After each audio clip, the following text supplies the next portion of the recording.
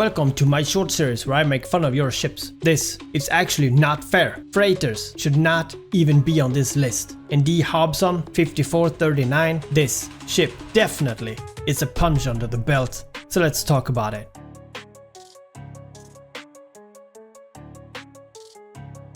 Freighters are basically just glorified shipping containers, but the Obelisk takes it to another level. It is literally the same shape and size as a cargo container you see on Earth, except someone slapped some engines on it and sent it to Jeddah.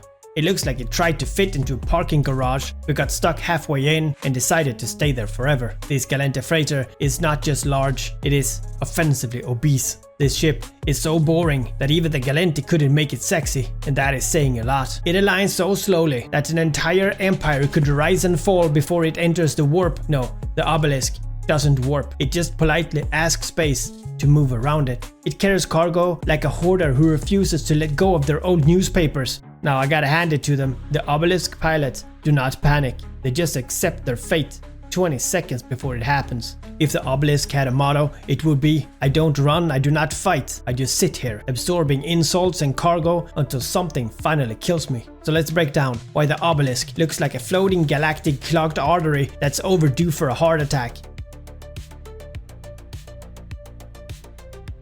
The first thing that you notice about the Obelisk is that it is basically a brick with commitment issues. The Obelisk isn't a ship, it's an experience in patience. The hull is an uninspired rectangle, but still round, that looks like it was originally designed to be part of a space station, like the McDonald's part that you can drive through. The back end is somehow wider than the front, giving it the feeling that it's actively in the middle of expanding outwards. The entire ship has the proportion of a storage unit that fell off a moving truck. This ship does not look fast, this ship does not look elegant.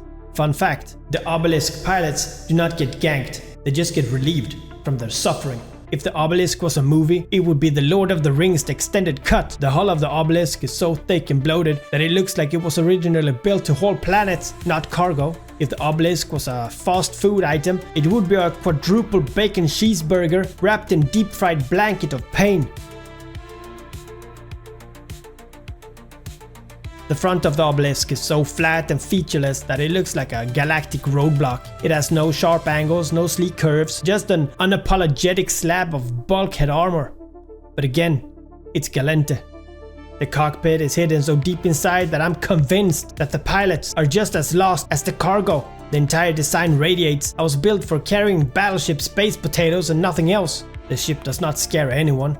This ship doesn't even try. This ship just sits there and hoping that you feel bad enough not to attack it. If the Obelisk was a person, it would be a middle-aged man in cargo shorts who keeps loudly breathing through his mouth. If the Obelisk was a text message, it would be warping now, I'll be there soon, sent 3 hours ago. Freighters are built to haul cargo. Freighters are supposed to haul things. But the Obelisk hauls things your grandma hauls sentimental junk she hasn't looked at in 30 years. The cargo bay is so oversized that the ship constantly looks like it's about to burst at the seams. It carries so much weight that the engines probably cry themselves to sleep every night. The entire ship gives off the energy of a storage unit that hasn't been emptied in 200 years. The ship isn't trying to carry ore or goods, the ship is carrying the emotional baggage of every trader who's ever tried to fly it. If the Obelisk was a lifestyle choice, it would be that one guy who refuses to throw anything away because you never know when you need it. Man, flying an Obelisk is the closest thing to experience relativity because time slows down for everyone involved. Now let me catch my breath. The Obelisk is the slowest object known to man. I am convinced it actually moves backwards in time. Fuck you, Einstein, you're wrong. It aligns at the speed of a geological erosion. It warps like it's having an existential crisis halfway through. It moves like a senior citizen crossing the streets with 2 grocery bags and no urgency. No, it moves with an enthusiasm of a depressed office worker clocking in on Monday morning. If the Titanic had the Obelisk agility, it would have hit the iceberg 5 more times before sinking. The ship does not go anywhere, it just eventually arrives. The Obelisk is the only ship that lets you start warping, go and make a coffin, take a shower, and still get back in time for mid-warp. The Obelisk is the proof that space trucking is a test of mental endurance. not piloting skills. If the Obelisk was a real-world disaster, it would be a semi-truck getting stuck on a low bridge and blocking the traffic for a full week. Now if you see an Obelisk warping past you, congrats. You just aged 3 years. Freighters aren't built for combat, but the Obelisk is not even built for survival. It has no guns, no real defenses. It just sits there like an interstellar elephant, hoping no one notices it long enough for the escort fleet to show up. This ship doesn't fight. This ship doesn't even flee. This ship just prays that it gets ignored. An Obelisk in a fight is like a goldfish in a desert. An Obelisk in PvP is like a cow in a shark tank. It's not a fight, it's a meal. The only way an Obelisk get a kill mail is by landing on someone at 0 and crushing them. Jokes aside, the only thing an Obelisk has ever killed is its own pilot's will to live. If the Obelisk was a fight strategy, it would be hiding under your bed and waiting for the home intruder to leave. If you fit guns to an Obelisk, the Concorde will show up, and not because it's illegal, but because they're concerned for your health.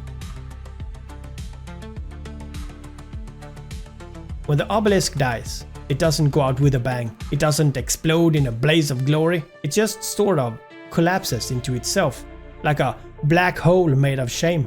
Also, when it explodes, the wreck aligns faster than the ship ever did. And the explosion isn't even the loudest part. The real noise comes from the pilot screaming in local. The cargo bursts out into space like a final insult to a career full of suffering. The wreckage lingers for longer than necessary, like an embarrassing memory you can't forget. The insurance claim paperwork probably takes longer to process than it did to build the ship. This ship doesn't die dramatically. This ship dies with the quiet acceptance of a man who just realized that his taxes are due. If the Obelisk was a relationship, it would be the one that slowly falls apart because neither person cares enough to fix it. Now I do have a question. If an Obelisk dies and no one is around to hear it, does it still drop loot? At this point, you might be wondering, why does the Obelisk look the way it does? And the answer: because Gallente engineers do not believe in speed, they do not believe in agility, they only believe in what if we made the biggest, most ungainly space whale imaginable. And in that respect, they absolutely succeeded.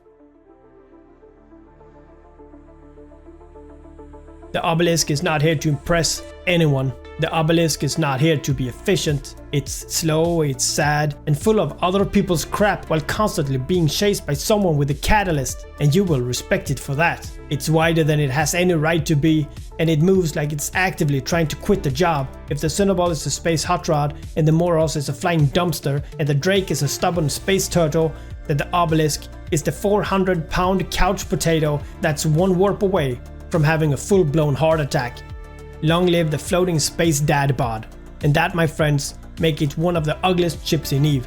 Like the video if you want more, subscribe, because that would be really nice. And I see you guys again.